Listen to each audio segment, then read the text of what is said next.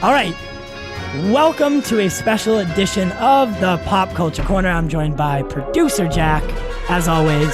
What does Drip call you? Jack 141? Get Jacked? 1401. 1401. Get Jacked 1401. And we're actually joined by a special guest today.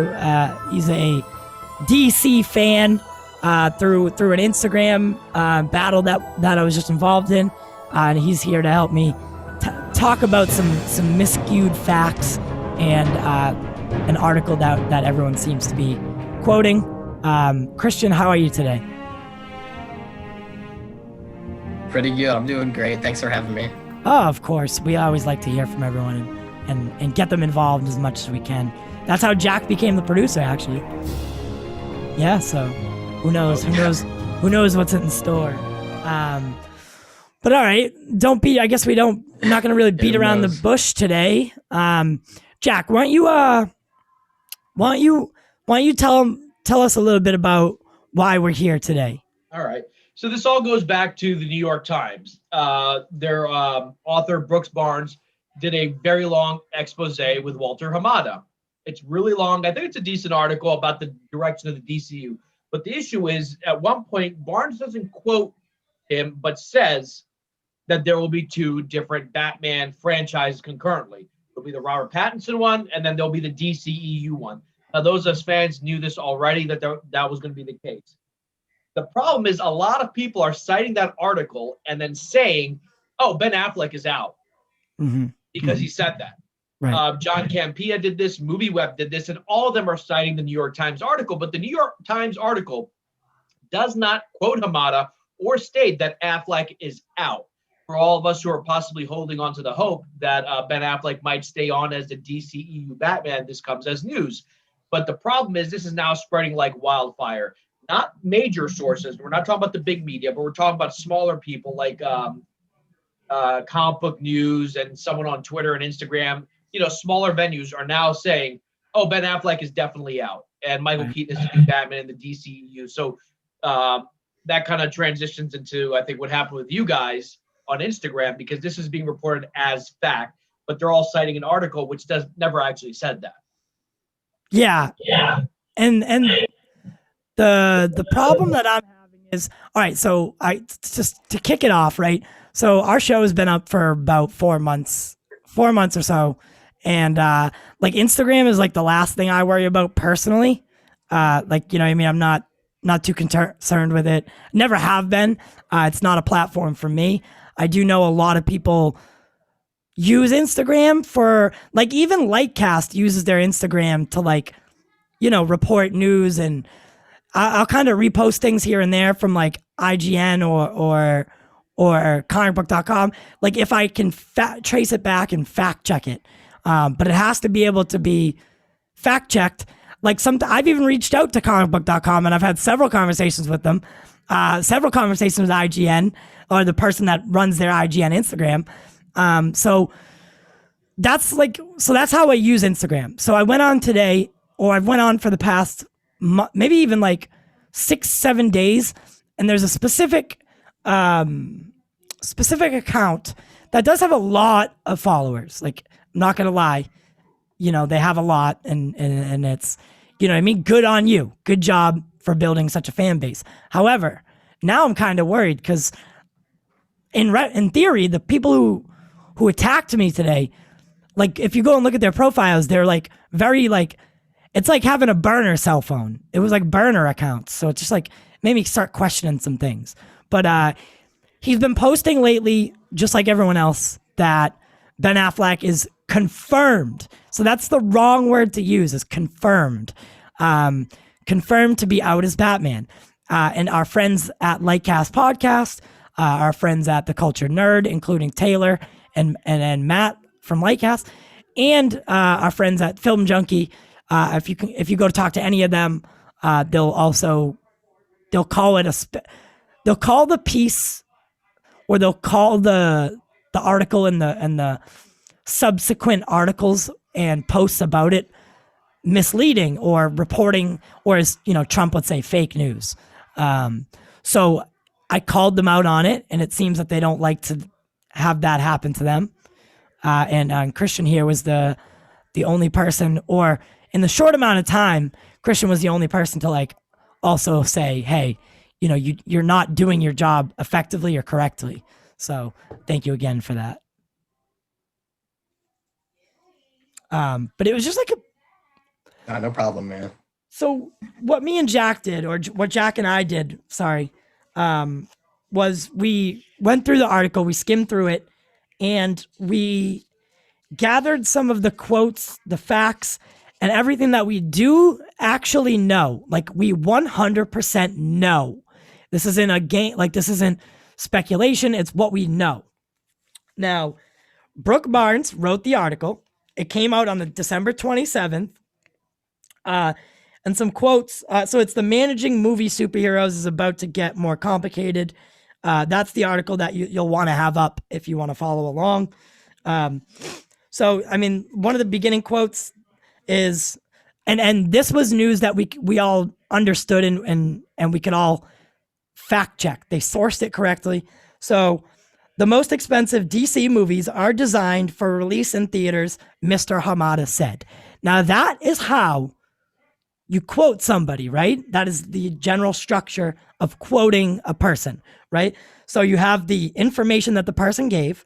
The most expensive DC movies are designed for release in theaters, and then you say, then you say who said it. In this case, Mr. Hamada. So that's generally how you would source somebody. You would be able to credit it, and it goes back, and you can, say on record that yes, Walter Hamada said this. The problem I'm having is that Walter Hamada never said that Ben Affleck was leaving. It was quoted after the fact by Brooks Barnes. After the fact on Twitter. Brooks, what was the tweet, Jack? The tweet he has here, I have so many pages up. So someone tweeted at him, based on your Hamada piece, some have interpreted that Warner Brothers is doing 2 franchises starring Batman, yada, yada, yada. Who are you basically asking, who are you referring as a second Batman? And Brooke Barnes just tweeted Keaton on January 1st. Oh, that's all he said? That's all Brooke Barnes said, Keaton. Yeah. But he never said Ben Affleck. No, he never said Ben Affleck was out. Huh. Interesting. Yeah, so here, let's give a little context. A lot of us are always on IGN or like some of these big pop culture, whatever. The New York Times is pretty much up there. They're considered the standard in news. They're one of the most well-respected newspapers. If at any point Hamada had out or is most likely out. Uh-oh. Guys that work at the New York Times and girls who work at the New York Times, they usually go to freaking, Ivy League schools. They know how to write properly. And what's interesting, the quote that's often cited from the New York Times isn't a quote of Hamada.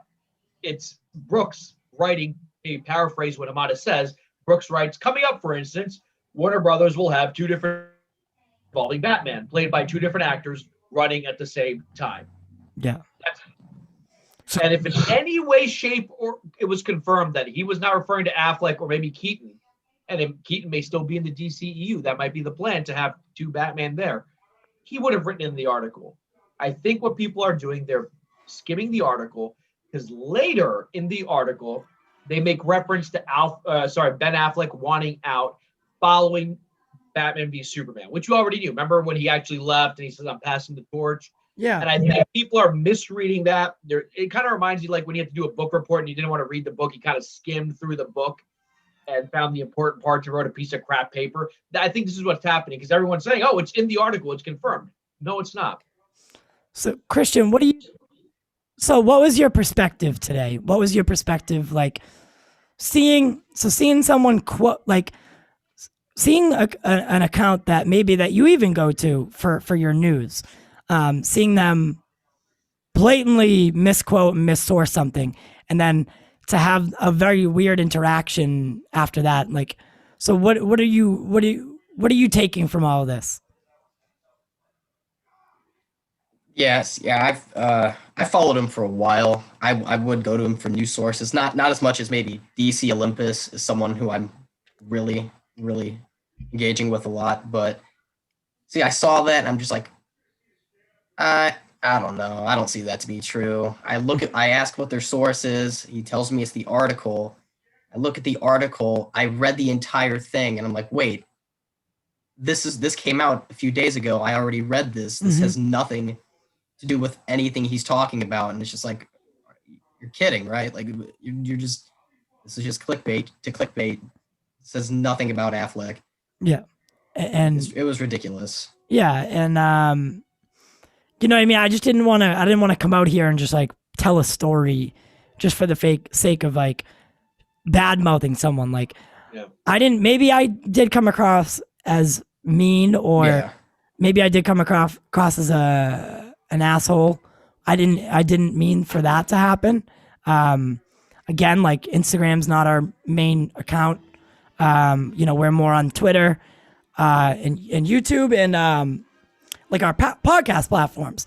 So like Instagram, like I never really take the accounts like that report the news too seriously, simply because, you know, again, I don't tend to see where they're sourcing, where they're getting their facts.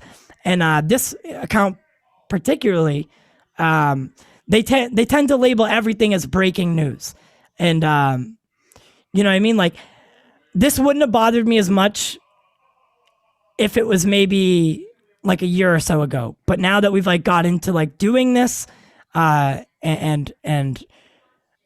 you know, trying to make sure we're not spreading lies, especially about such a delicate, because like Ben Affleck, one of the reasons he did want to leave was because he was tired of it. Like he was so tired of being Batman because of everything that came with it. It wasn't necessarily shooting and being Batman on screen. It was everything all the baggage that comes with being a high profile superhero, and always having the paparazzi outside your house, trying to get a quote from you. You know, it was all that stuff. And then with the alcoholism, you know, it was just not the right time. Yeah. It was not the right time. He was like, all right, I'm done. You know, especially Zach's not working on the projects anymore. You know, they're not going with my Batman story versus, you know, like I'm not writing, directing. Like there's really nothing that's keeping me here anymore. And that's when we started to first get all those rumors that he was out, and those ones ended up being true. He then, you know, then we're getting told by everyone that, you know, he's done. He's never coming back. A week, 2 weeks later, no. We're getting told by everyone that he's not coming back. And Lightcast, the Cultured Nerd, and maybe like one or two other like YouTubers or accounts were saying, no, like, listen, it's about to drop that he's going to be back on HBO Max. You know, whether it's a cul-de-sac or not. And you know what I found the most unflattering thing was that the cul-de-sac statement, a street that leads nowhere, like that's a very disrespectful thing for any studio executive to say about a project that they're hyping up like they are. Because as of right now, the Snyder Cut's HBO Max's golden egg, right? Mm-hmm. That's their secret weapon. And to go on record, I mean, it says, and at least for now, Mr. Snyder is not part of the new DC Films blueprint. DC Films blueprint, with studio executives describing his HBO Max project as a cul-de-sac, a street that leads nowhere. How are you going to undermine, like, your HBO Max is a part of Warner Brothers at the end of the day? How are you going to undermine, like, that whole portion? Like, you don't see Kevin Feige saying, oh, we're going to go put the riskier projects on Disney Plus. No, he's like, listen, we're going to build something. We're going to build a place that you can go to get more depth in your story, a few more, 8 episodes rather than 2-hour film, some place that we can connect long form storytelling with our films. Like, it's not a battle between the two, but then you look over at Warner Brothers, and it seems to be this, like, I don't know, it's just like this jumbled mess. And it's, I think right now is a very, very critical time to be reporting false things, because You're going to lose general audiences as, being, what's the word I'm looking for? Being invested. You're not going to have general audiences as invested when they don't actually know what the hell's going on. And that's the issue that accounts like this are creating. And let's clarify the cul-de-sac thing. Again, this is Brooke Barnes speaking. And what does he say? At least for now, Mr. Snyder's not part of the new DC Films blueprint, which might be true, with studio executives. He didn't say Walter Hamada. He's being very vague here. And remember, there are executives who don't like the Snyder Cut, describing his HBO Max project as a storytelling cul-de-sac, a street that leads nowhere. Which studio executives he's talking about? I guarantee you, Barnes is being very, very vague here on purpose, because chances are Walter didn't say that. Maybe you heard from another executive, because there are anti-Zack Snyder people in Warner Brothers, people who like Jeff Johns and Joss Whedon and sort of like, the non-dark stuff. Yeah. It's a strange article. Very. And the thing with fans either go into it too much or don't read enough, and then they start reporting things. And this is the problem where places like We Got This Covered, not that Dave talked about this, but these sort of smaller websites, these smaller fandoms that have, a couple 100,000 followers, people put trust in that. They put trust in that. When John Campea said Affleck was out, I believed him. I was like, if he's saying it, whatever source he's citing must be telling the truth. And it was then that I researched. I'm like, wait, that's not what the article said. He cited another website that falsely quoted this article.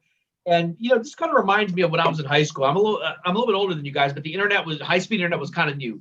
When we were writing history papers or any kind of paper, they said, please be careful. We still prefer to get your sources from a book, not the internet. And at the time, the internet didn't really have Wikipedia. Everything was still kind of new. But we don't want you sourcing the internet. And I feel like a lot of people who like this I don't know if you want me to say the Instagrammer's name or not, they don't do their research. They're just like, oh, this person said it, so it must be true. And then they make a post. And the many followers that person has will be like, oh, yeah, I guess Affleck is out. Didn't you hear? Yeah, it said in that New York Times article, but they never read it. And that's what kind of blows my mind. Because it's very much possible, as some studio executives told Brooke Barnes, that it's kind of like in a cul-de-sac. But Walter Hamada, it seems himself, never said that. And this is a trick in writing. If you want to attribute a quote to someone who didn't say something, you put a statement like other executives have said. It's a cul-de-sac. So when you're reading it, it kind of seems like Walter Hamada was the person who said it. You know what I mean? It's a little bit tricky, but the problem is this is now spreading. But to be fair, the websites it's going on that are saying Ben Affleck is out are not major news sites. If this was confirmed, I guarantee you CNN would be saying it, because CNN is owned by Time Warner and now AT&T. Major news outlets would be reporting that, oh yeah, he's done. Variety, Hollywood Reporter, some of the bigger ones. And again, it would seem like a stupid decision to say he's out, considering he's back for the Flash movie, and we don't know what the reaction is going to be to the Snyder Cut. If after the Snyder Cut, there's mixed reaction, we see a repeat of what happened in 2016, then they said, yeah, Affleck is going to do Flash and he's out, that would make more sense. But I feel like, first of what you were saying, it's just clickbait. Like, oh, we'll get more clicks and views if we report this now. And Christian, I mean, now tell me if I'm wrong, but like, are you a Zack Snyder fan? Like, do you like Zack Snyder's for sure, 100%, yeah. You do, right? Now, worst came to worst, and Ben Affleck was out. That would suck, right? Like that, but we would move on, and eventually, I would. You know what I mean? Eventually, something would happen. I just like you have to be careful, yeah, because you're setting an example, and you're setting yourself up for, like, can you trust this person, right? And if I can't trust you, then I can't get my news from you. If I can't get my news from you on Instagram, then really, what are you good for, right? So it's really all about, and like with the whole clickbait era that we live in, they're not in it for the passion. They're in it for the profit or the social media. Like their pedestal, like where they are. Oh, I have 25,000. Like if you notice, the people that were commenting, like those spam not there, I wouldn't even call them bots. I bet they were real people. But like they had like 5 followers and like following 150, which I don't care about typically. But they kept saying it to me like, oh, this is how many followers you have, and this is how many followers this one has. It was like, well, that doesn't make what you're saying any less true or false or anything like that. I am simply saying you're doing this wrong. Yeah. We're in it before we do this because we're passionate about it. We don't do it because we're seeking to be famous. The last thing I want is ever really to be famous in the sense of the word that like Ben Affleck is famous, where people make up things about you on a consistent basis. I couldn't imagine living like that personally. So I just would like to get your input on how you feel about the Snyder Cut, maybe what you're looking forward to the most, and if you'd like to see it continued past Justice League, the HBO Max cul-de-sac project. Yeah, for sure. See, back in 2016, I saw Batman versus Superman, and I didn't like it. To be fair, I didn't understand it when I watched it because I was like, what, 15, 14, 15? I'm 19 now. Mm-hmm. And I didn't get everything. I missed a lot, and I saw my favorite Marvel pages just trashing it. The Martha jokes, Lex jokes, all that stuff. Like, and I just fell into that category, and I just fell down that rabbit hole. And then I watched the Ultimate. I was like, you know what? Screw it.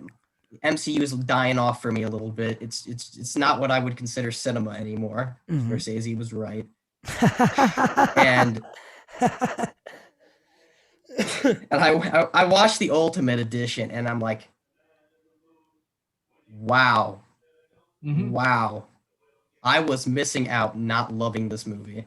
Yeah. It is incredible. Batman versus Superman is just incredible. And I skipped Justice League in theaters because of it. Yeah. And then I found out about the cut later on, and I'm just like, what did they do to this movie? Mm-hmm. I figured out, I know all the plot points and all the stuff that you guys probably know. Yeah. Could know more. I'm not sure, but just all the big details left out. All of the reshoots, Ray Fisher stuff gone, Ezra stuff gone. Corny Batman. It's just like, I watched that movie for the first time, and it was just horrible. It was just not a fun experience. Just the tonal shift between BVS and Justice League was just apples and oranges. Didn't sit right with me. So and I see articles like this, which I just, there's a couple of points that didn't sit right with me, where he was just talking. He said 2 terrifyingly expensive movies, both directed by Zack Snyder, were almost deemed unwatchable by critics, and I don't see how that's relevant in any way, talking about the grand scheme of things in the future. That's just, it's bringing up just points. It's just showing his Brooks' bias in this article. To complicate matters further, HBO Max gave Mr. Snyder more than $70 million to recut his Justice League and expand it with new footage. However, I feel like that's not needed. Yeah, you know what? And I like where you're going with this right now, because to say that 2017's Justice League is directed by Zack Snyder is a blatant, like, not even close. It's not. Most of the framework for Justice League was Zack Snyder's, but to say it was directed by him, when he hasn't even watched the film himself, is a very, very, very biased thing to say. And I understand where you're going with that. Yes, but continue. I'm sorry. Yeah. All good, man. At least for now, Mr. Snyder is not part of the DC Films blueprint, with studio executives describing his HBO Max project as a storytelling cul-de-sac, a street that leads nowhere. That is horribly, horribly bad for their image. Mm-hmm. Warner Brothers Image in general, HBO Max, that's not good for them. That's turning off potential audience members. Like, oh, they're investing all of this money for it to go nowhere. I don't know. That's a little stupid. It doesn't make sense to me. And was it Hamada that stopped Joker from getting greenlit? Hamada, it was Hamada, right? When he took over head of DC Films, he contested it. And then it says, yes.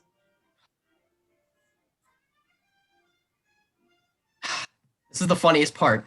Last paragraph says, I don't think anyone else has ever attempted this, Mr. Hamada said, but audiences are sophisticated enough to understand it. If we make good movies, they will go with it. That's a little contradictory to what he said about Joker. Yeah. Very. I don't think he understood the direction of Joker, which was, in my opinion, a very good movie, and I just find that contradictory. I don't like that. See, at least someone understands. Didn't sit right with me. I don't like that. Yeah, no, you know what? You got a good head on your shoulders. I'm proud of you personally for the way you can see things like that. Because when Walter Hamada took over as the head of DC Films, when he came in, he took over. He contested, like, why are we making Joker? Why do we need this if we have a DC extended universe? Why is Todd Phillips making it? Why isn't it connecting to Batman in this universe? However, he was so new to his job that he couldn't stop it from happening yet. He didn't understand, or he didn't have the pull at that time to stop the movie from happening. What he did do was screw Warner Brothers out of making a good enough, like, a profit of the film. So the profits for that film were split 3 ways. Because he sold it to a third party like distribution. I don't know where the rights went, but it ended up being split three ways. So they made a little bit more than they did on Birds of Prey for Joker, which is $1 billion film. So the only $1 billion film that you put out in recent memory, well, in that year, wasn't even your own. You didn't even make that money. So, and then it's 100% contradictory when he says that if we make good movies, they'll go with it. Because, well, didn't you just fight an Elseworld story, like, right when you first signed in? So I like where your head's at, because I didn't even catch that at first. Just doesn't. Yeah, that just doesn't look good with his image, because at the beginning of the article it says he doesn't have a booming fanboy in chief personality, and then it later says he started off wanting to be a mechanical engineer, and it's like, why would we trust this man with these characters that we hold so close to our hearts? You know, they're important characters to us, and you got Joker, you've got this alleged cul-de-sac thing, just this whole the contradiction of audiences being not sophisticated enough to understand things, but him not understanding Joker, and that just doesn't make sense to me. I don't. Mm-hmm. It's just a whole. I don't know. It's just. I can assure you I don't like the position DC is at right now. Yeah, and I can assure you of one thing: Jason Kylar is not happy about this article. To be told, so Jason Kylar came over from Amazon and he came over from Hulu. The reason he left Hulu was because that he wanted to take Hulu in, like, the Netflix direction. He wanted to build a brand and create a streaming giant. However, when Disney had purchased Hulu, or Fox, I should say, and then gained a majority sharehold in Hulu's stakes, they didn't want him to do that anymore because they knew Disney Plus was coming. So they didn't want Hulu to have a reputation that was like Netflix, because that's just another competitor. Whether you're owned by the same person, you're still competing with any streaming service that's on the market. Doesn't matter if you're tied together or not. You're still competing for people's eyes and time at the end of the day, right? Because if they're watching Hulu, they're not watching Disney Plus. And if they're watching this show on Hulu, they're not watching Falcon and Winter Soldier or WandaVision or Soul or whatever Disney Plus is putting out. So Jason Kylar left, and he was like, okay, I'll take a job with someone that I can be creative with. First thing Jason Kylar does is he greenlights the Snyder Cut. Hamada has nothing to do with that, and he can't stop it from happening. I'm glad you said that because I did not know that. I assumed that at some point Hamada must have said yes. So say that again. So it was Jason Kylar. Jason Kyler ultimately was, and Toby Emmerich were ultimately the people that greenlit the Snyder Cut. Because it's now technically not a DC film, it's going to be under the Warner Max and HBO Max. The way Warner Brothers has set their business model up, or I guess AT&T, is really strange. Like Warner Max doesn't answer to Warner Brothers, but they both answer to AT&T.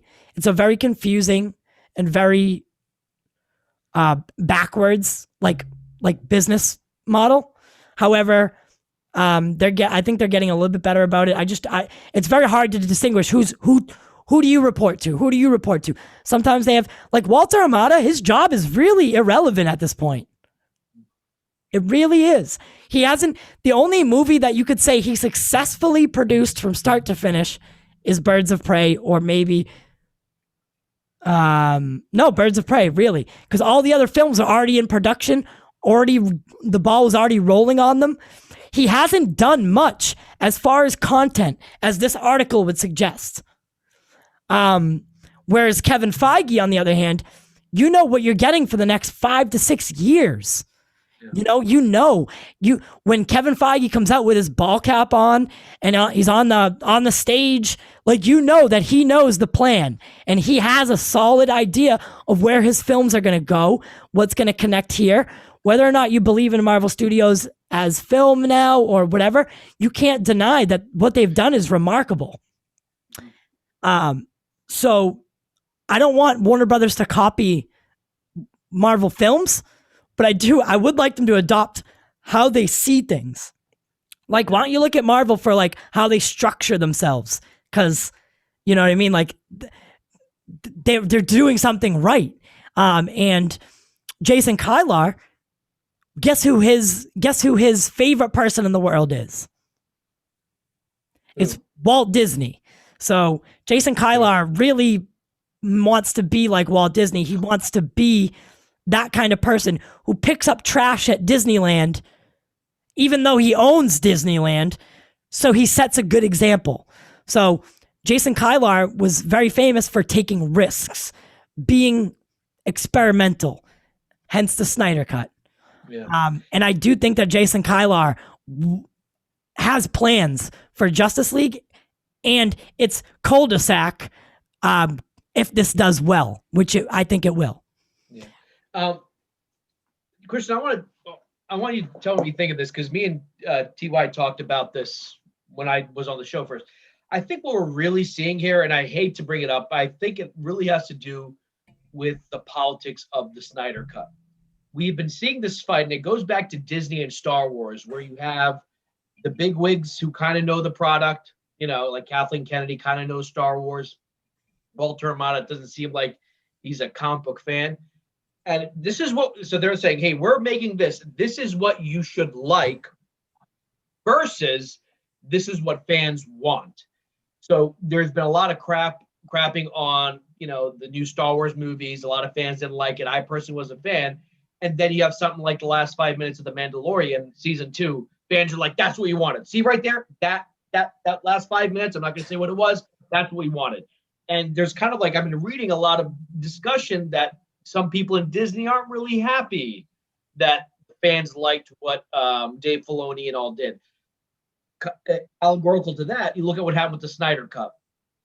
There were a lot of articles, Ty, I know you've read it, where they said, the fat toxic fandom.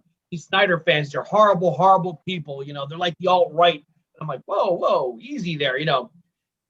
Basically, they did the same thing with Star Wars fans. Oh, they're toxic. They're horrible people. They're basement dwellers. They're men who hate women and all this other stuff, yada, yada, yada. And these bigwigs at Warner Brothers they want Birds of Prey to be your favorite movie. I'll go on the record. I enjoyed Birds of Prey. It wasn't great, but I enjoyed it.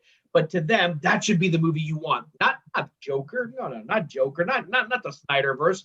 But when the fans won, mainstream media, these elitists, the ones who went to the very fancy colleges, immediately say, this is horrible. We're letting toxic fans win. by letting the Mandalorian do this, and we're letting toxic fans win by letting the Snyder Cup come out. And I would, not to put words in anyone's mouth, I would assume Brooks Barnes is of that elite. He'd be the type of guy who wants you to say that Birds of Prey is the best DCU movie because of its politics. And I have nothing against the politics. I enjoyed Birds of Prey. I like Kick-Ass Females. Sucker Punch is a great movie. That being said, but they don't want you to celebrate, we don't want this movie, dark and edgy. We want you to like what we make for you. And I feel like Walter Amada, Kathleen Kennedy at Disney, Lucasfilm, they're of the same mind. It's not what you want. It's about what we think you should want. It's like, you might want to have a cheeseburger, but we're going to give you veggies. We'll tell you why veggies are good for you. You need to eat veggies for all these other reasons, but we're like, hey, I just want a cheeseburger. And I think you're seeing that fight. And that's why the Snyder Cut is so important. Whether or not it leads to future films, the fact is that the fandom beat the elites through capitalism. Why? Because they realized, hey, we can make money with the Snyder Cut. Jason, how do you say his last name? Kylar. He's like, hey, people want it. It's already paid for. We already paid $300 million to make it. All we have to pay is $70 million more and it's done. So I think you're seeing that war right now, especially with the end of The Mandalorian. You're seeing fans reacting to Star Wars like we haven't seen them in a long time.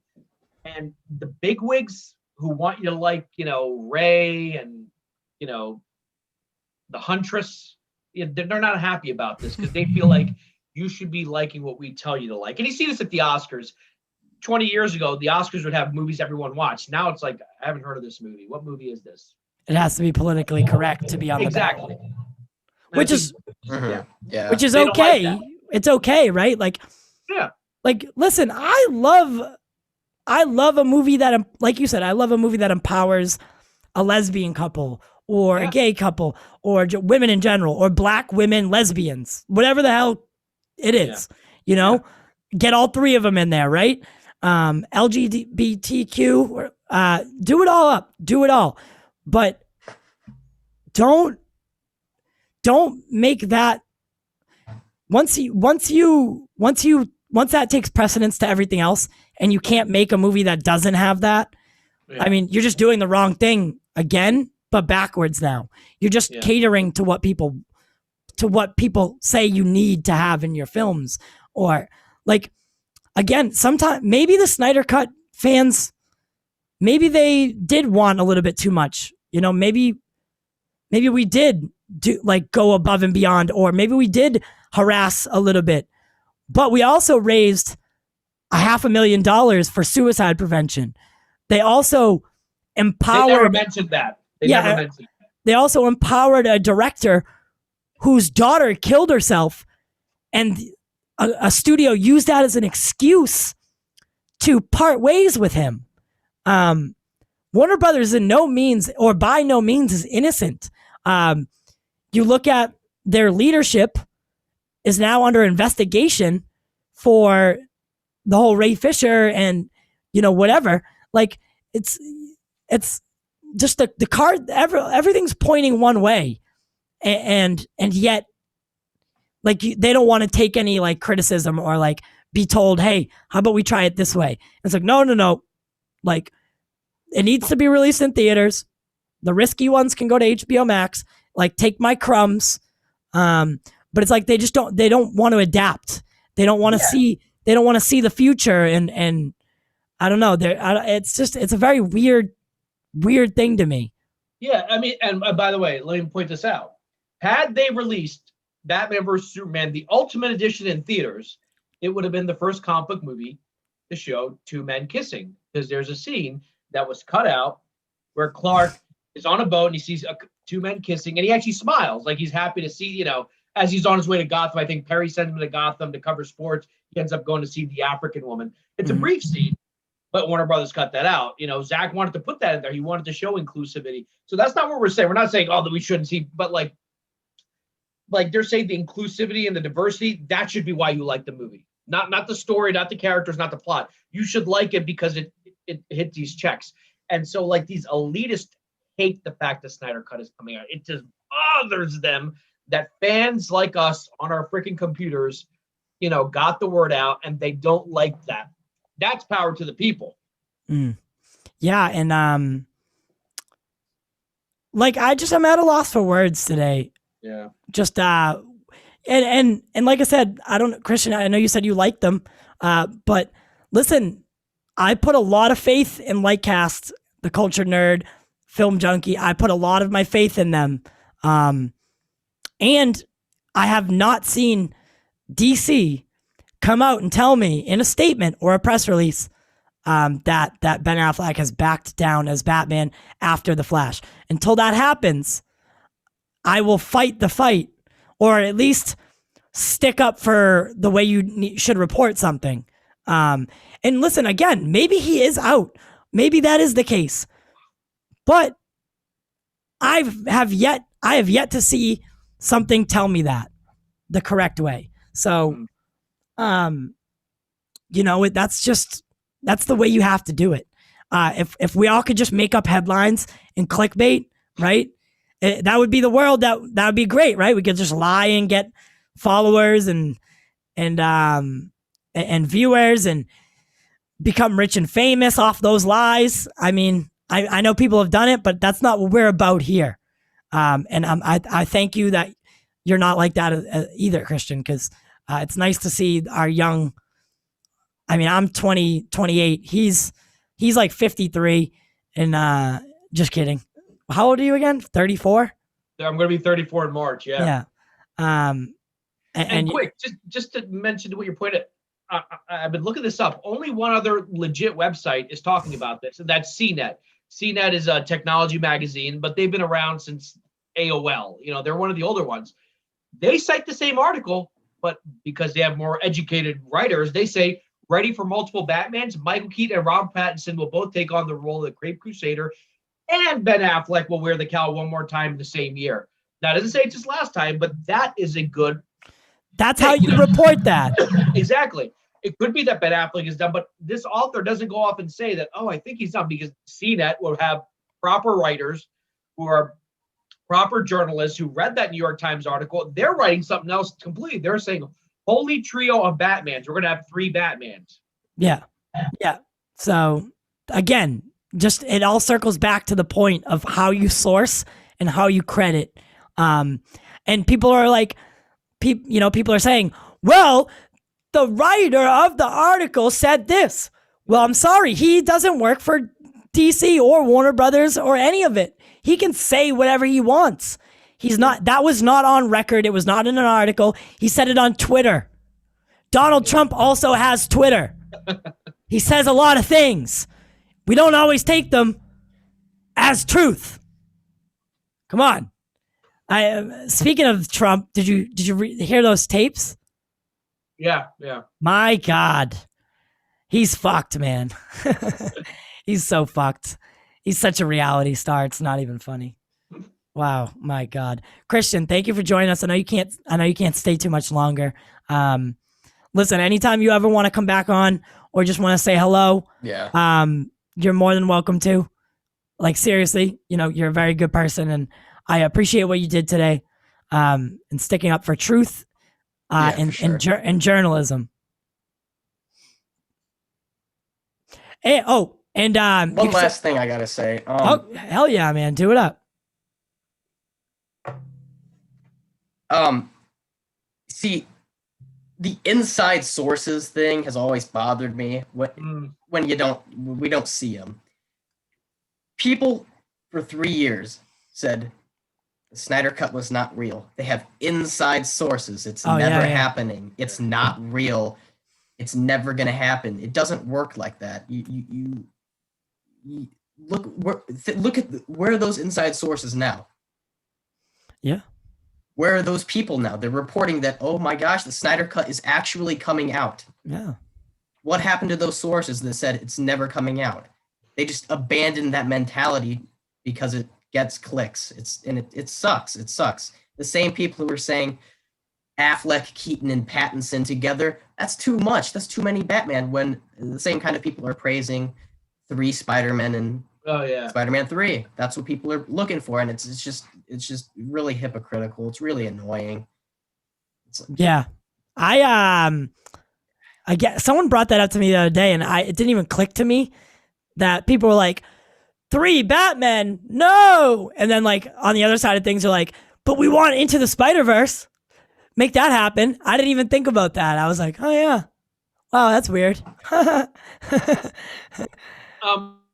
of those people who says that Rotten Tomatoes is biased against DC, but in the media, I think, Christian, you're right. There seems to be like this anti-DC thing, unless it's like Chris Nolan making something because he's Chris Nolan. Right. Yeah, you're right. Like they'll criticize like, oh, too many Batman. But like every other day, like they say a new villain might be in Spider-Man 3, and I'm happy with that. They're like Electro's come back and all this person's come back. I'm like, is Tom Holland going to be in this movie? Like, are we? He's the only name I haven't heard. I'm like, is this dude going to be in it? You know. But yeah, there seems to be a kind of a bias, and I think it goes back to what I was saying. Like, they just don't like this happen. They hate it. The elite hate it that this happened. That people wanted it and they got it. It's funny. It's funny because if you go back and you read the reviews for The Dark Knight, right? Yeah. And then you read the reviews for Batman v Superman. It's the same review. It's just spun differently. What they hated about Batman v Superman is what they loved about The Dark Knight. Oh, that tone was dark and gritty, and it's literally the same review. It's just the way it's spun is a little bit different. I've been an avid anti-Rotten Tomatoes person since I don't know, maybe 2014, 15. I don't know, but ever since it was like right after Man of Steel that I was like, what are you guys talking about? Like, why are you not seeing what I saw? Like, who are you? Who are these critics that make or break? Because what happens is people always look towards this group of mystery people. All right, and that whatever they say makes or breaks whether someone goes to the theater and forms their own opinion. It's like, it's blasphemy to me. Yeah. That, again, the internet is a great place, but it's a very, very dangerous place as well. Yeah.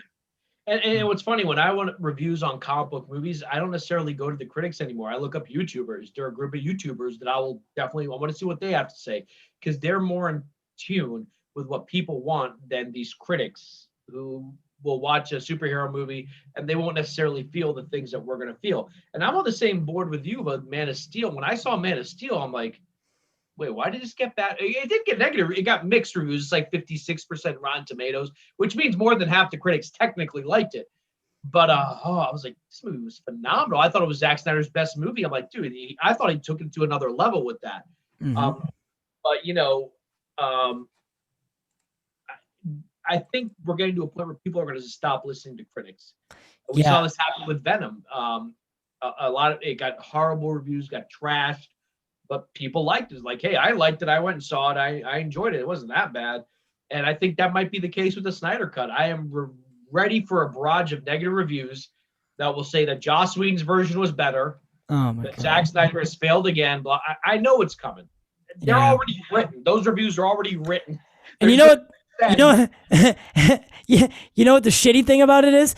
They're gonna get 4 chances to trash him. Yeah. Not just 1, 4. Because they're gonna, each episode will get a different score. And the people that are like anti-Snyder will be like, I get to give him 4 30%. Yes. Fuck yes.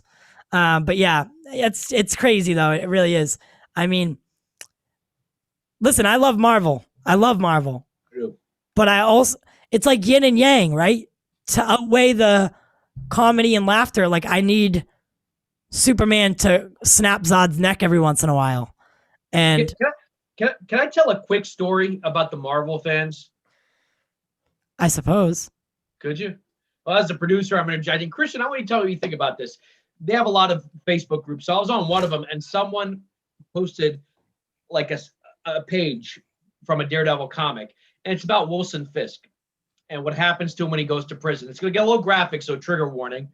He goes to prison, and it shows that this guy, a bunch of men held him down while another guy raped him, right? So what does Wilson Fisk do once he leaves jail? He finds this guy's wife. I know exactly. I think I know where this is going. Yeah. And has a bunch of, you can imagine what he had a bunch of men do to her and then send that stuff to the guy who raped him. Anyway, it's pretty graphic. The comments were like, oh my God. And Marvel should stop trying to be edgy. They shouldn't do this type of stuff. I'm like, have you been reading any Marvel for the last 20 years? Then you realize they haven't read Marvel Knights or Marvel Max. They haven't read The Punisher. They haven't read Garth Ennis's Punisher. This stuff is there's way worse stuff.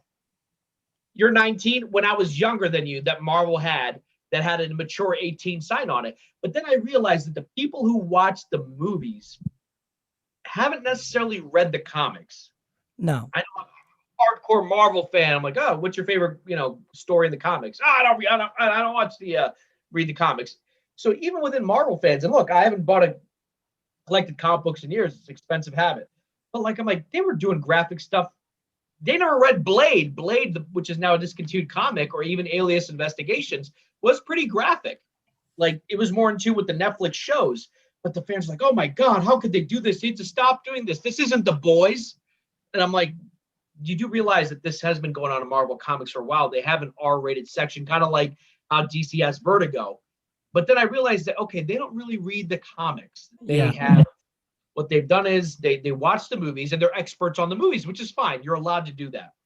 And this is reflected in the fact that comic book sales are continually dropping. You would think with all these movies coming out, people would be going and reading more comics. Absolutely not. I remember when Spider-Man came out, the Tobey Maguire, when I went to the comic book store, I'm like, oh, are a lot of people buying comics? They're like, no one's coming to the comic book store after they see the movie. And it was, which is a shame. But my point is that even Marvel has edgy content. There are a lot of Marvel fans who don't necessarily like Daredevil and the Punisher. Like, oh, dude, they're trying to be edgy. I don't like that side of the MCU. I'm like, well, that is how the comic books are. That's how Daredevil is. That's how Punisher is. The Punisher isn't beating up guys in the mall in 1984. He's killing like child traffickers, Yeah. That's in Marvel Comics before even you were born, Christian. So there's a disconnect. So when they say dark and edgy, like, oh no, that's not Marvel. Yes, it is. Yes, it can be. If you ever read a Wolverine comic, he kills a lot of people. Yeah. Logan was more accurate to who Wolverine is than any of the other movies or whatever Disney's going to do. He literally kills people, slices them up. He doesn't just stab them and there's like a little drop of blood. So my whole point with this was that when people will complain about the darkness of Marvel doesn't do that. It's like, when people say that, it's like, okay, yeah, they're not reading the comics. They're not reading that huge part of the universe that is very ugly, dark, and gritty. That is reflective of the world we live in. So, yeah. And like,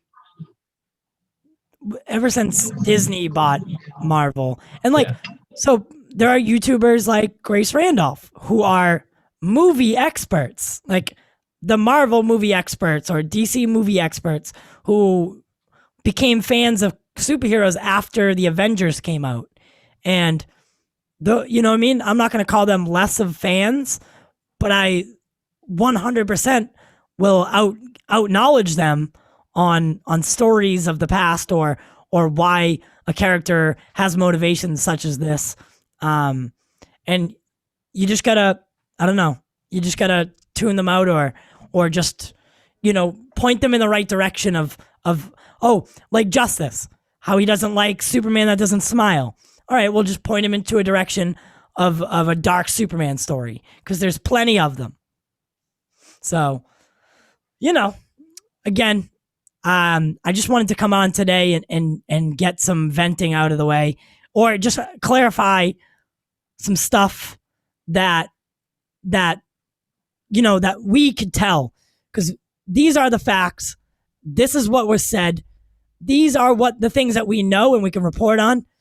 And anything else is purely opinionated and subjective. So, if you take anything away from today, wait for DC to make a statement on the future of what they're doing, who specifically will be the Batman of the future, who will be the Batman up until a certain point, whatever it is. Wait till DC says it, or that until you can eventually source DC, right? So like, if an article comes out written by the New York Times and sourced in it is Walter Hamada himself saying, listen, Batfleck is done, then we can have a different talk. Yeah. So Thank you, Christian, for joining us. I really appreciate that. Like I said, you're always welcome to come pop in. Yeah, no problem. Thank you for having me. Oh, of course, I wouldn't have it any other way. Thank you. We love interacting with anyone, with all comic book fans, all movie fans, all pop culture fans, I guess, right? Yep. So, Uh-huh.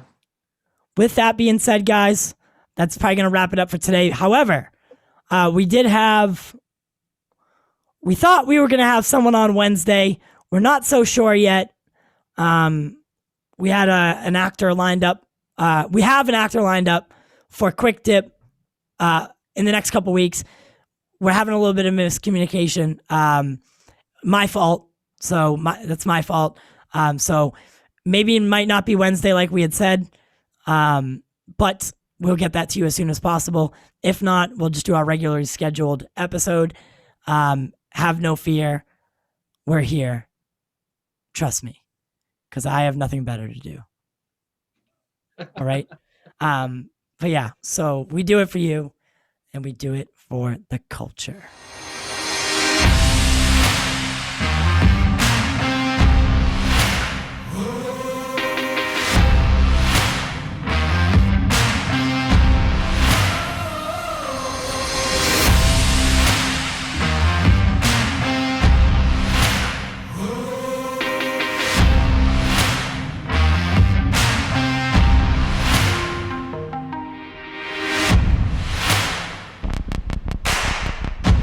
Do it for you, and we do it for the culture.